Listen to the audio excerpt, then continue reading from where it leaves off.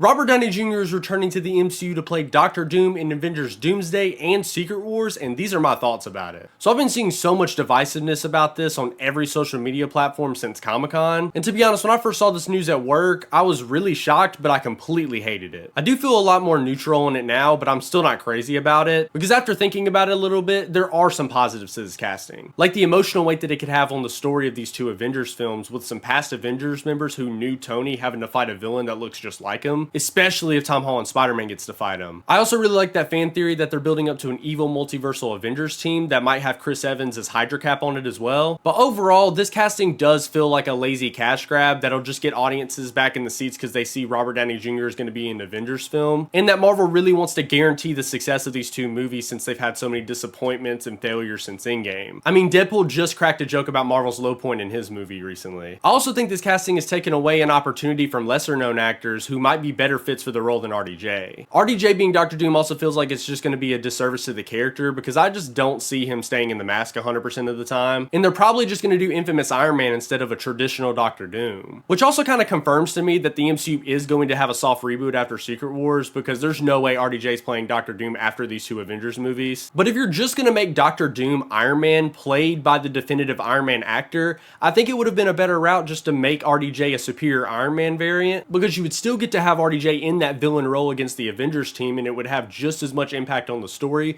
without sacrificing Doctor Doom's character. This decision also makes it to where Marvel has less than 2 years to build up Doctor Doom for Avengers Doomsday because it releases May 1st, 2026. And I think that's going to put a lot of pressure on Fantastic Four next year because it's probably going to have to do most of the Doom setup for the rest of the saga. But this casting might just grow on me once I see him in action as the character, and he might do a great job as Victor Von Doom. But Marvel really needs to convince me that this is a good idea in their future projects. But what did you guys think of the MCU Doctor Doom casting, and make sure to follow for more movie content.